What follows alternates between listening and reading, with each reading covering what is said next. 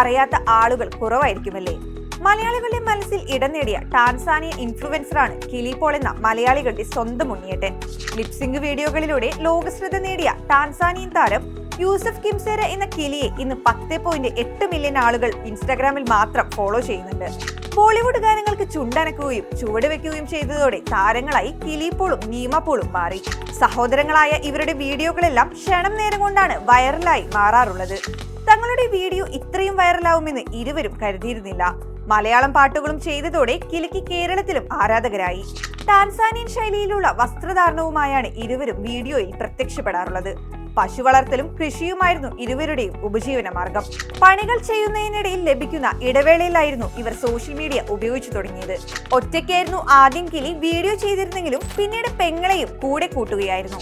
അങ്ങനെയാണ് ഷേർഷയിലെ പാട്ടിനൊപ്പമായി ചുണ്ടനക്കിയതും. നിമിഷം നേരം കൊണ്ടായിരുന്നു ആ വീഡിയോ വൈറലായത്. ഷേർഷയിലെ താരങ്ങളും ബോളിവുഡിലെ മറ്റ് സെലിബ്രിറ്റികളുമെല്ലാം കിലിയുടെ വീഡിയോ ഏറ്റെടുക്കുകയും ചെയ്തു.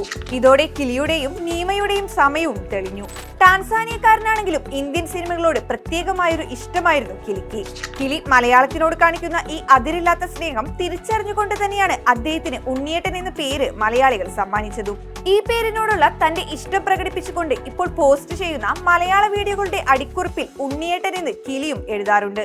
4 ദിവസം വരെ എടുത്താണ് കിലി ഇപ്പോൾ മലയാളം ഗാനങ്ങളുടെ വരികളും ഉച്ചാരണവുമെല്ലാം പഠിക്കുന്നത്. ഇന്റർനെറ്റിന്റെ സഹായത്തോടെയാണ് വാക്കുകളുടെ അർത്ഥം മനസ്സിലാക്കുന്നത്. ഈ കൃത്യമായ ഗൃഹപാഠം കൊണ്ട് തന്നെയാണ് അദ്ദേഹത്തിന്റെ ലിപ്സിംഗ് വീഡിയോകൾ കൂടുതൽ കാഴ്ചക്കാരെ ആകർഷിക്കുന്നതും. ഫോളോവേഴ്സിന്റെ എണ്ണത്തിൽ വൻ കുതിപ്പായിരുന്നു. വീട്ടിൽ വൈദ്യുതി കണക്ഷൻ പോലും ഇല്ലാത്ത ഇവർ വൈകിയാണ് വൈറൽ താരമായി മാറിയ കാര്യം മനസ്സിലാക്കിയത്. കിലിയുടെ ജീവിതകഥ സിനിമയാവുകയാണിപ്പോൾ. മാസായി വാരിയർ എന്ന പേരിട്ടിരിക്കുന്ന ചിത്രം സംവിധാനം ചെയ്യുന്നത് സതീഷ് തൻവിയാണ്.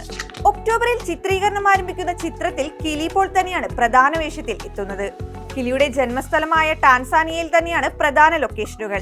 ഇന്നസെന്റ് എന്ന ചിത്രത്തിന് ശേഷം സതീഷ് സംവിധാനം ചെയ്യുന്ന ചിത്രമാണിത്. കിലി പോൾ ആദ്യമായി അഭിനയിച്ച മലയാള സിനിമ കൂടിയാണ് ഇന്നസെന്റ്.